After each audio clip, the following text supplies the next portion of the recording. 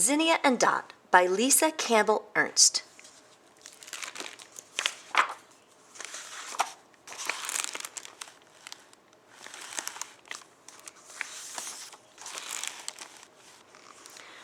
Two hens, Zinnia and Dot, lived in an old chicken coop. Both were very fat and even more vain. You would think that since they spent most of their time alone, they would have been friends. But they were not. In fact, they rarely spoke to one another. One morning, Zinnia broke the silence.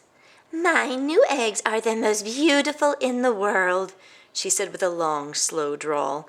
"They are as smooth as silk." Dot raised her chicken eyebrows. "No, no, my dear," she chuckled. "My eggs are the most beautiful. They shimmer like pearls." "But mine are like alabaster," said Zinnia. "Mine are as pure as the new-fallen snow," crooned Dot.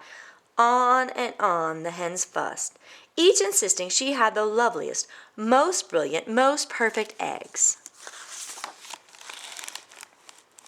"Of course my chicks will hatch to be as gorgeous as their mother," Dot said at last. She jumped to the coop floor and strutted in the sunlight. Zinnia was not to be outdone. She fluttered across the hay, displaying her brilliant feathers. "What beautiful chicks I will have," she said.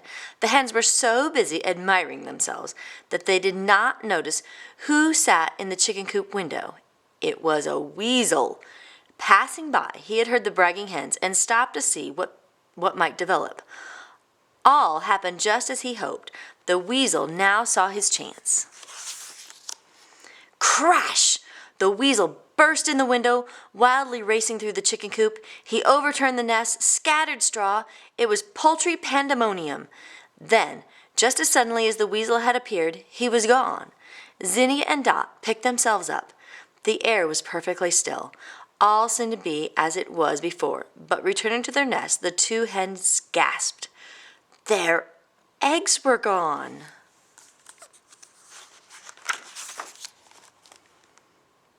"This is all your fault," each hen accused the other. "You were the one who started it all," Dot shouted. "I never would have left my nest if you hadn't been showing off," Zinnia shot back. Behind them, there was a gentle bump and the sound of something rolling. Zinnia and Dot turned around. There in the middle of the floor was one last egg. The two chicken voices shrieked at once, "That's my egg!" What a fight now began. Zinnia knew without a doubt that it was her egg. Dot was just as certain that it was hers. Each refused to admit that the egg could possibly belong to the other. Finally, two mourning doves at the window interrupted. "Please," called one of the doves, "that poor egg is getting cold. If you don't come to an agreement soon, there will be no chick to argue over. Maybe you could just share it." Dot and Zinnia eyed each other suspiciously. Share? Never. Still, the egg was getting cold. "Fine," Zinnia said. "I will sit on it first, and then you may." "No, me first," said Dot. "Then you." Sharing was not something that either Zinnia or Dot did well. "When the egg hatches, the baby chick will look just like me," Dot declared. "Then we will know whose egg it is." "Yes, we will," Zinnia snapped, "but it will look like me because it is my egg." Finally, even these two grew weary of quarreling, each knowing that nothing would ever change the other's mind, and icy silence filled the air. Days passed. The mourning doves sometimes stopped by the chicken coop to see how the hatching was progressing. There Zinnia and Dot sat, unmoving, refusing to even acknowledge that the other was there. "Why not entertain one another?" suggested one dove. "Sing some songs, tell some stories." "Ha!" cried Zinnia. "The only story I'll tell is about me and my baby chick leaving this coop." "Oh no," Dot hissed back. "I will be the one leaving with my baby chick." Again the hens sat in silence, brooding over what lay ahead. Now all this time the weasel had been thinking about just one thing, the egg he left behind. and the longer he thought about it, the more he could not rest until he had returned to claim it. "While I'm there, I might as well eat those 2 old hens," he growled, setting out for the chicken coop.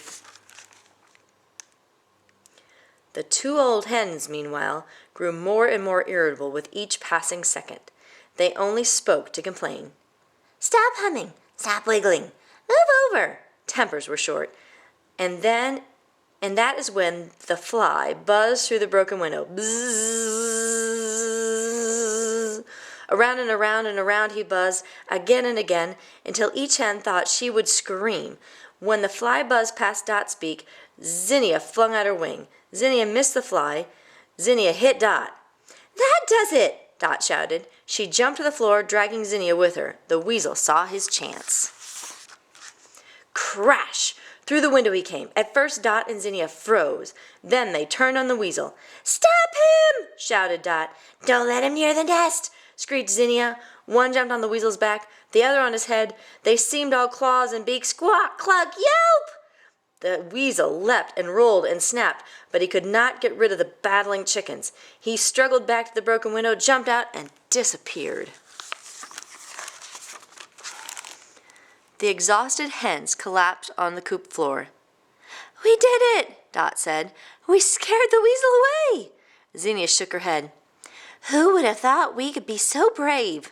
The hens, giddy from their victory, cackled as they sat back down on their nests. "One hen could not have done it," declared Dot. For once Zinnia agreed.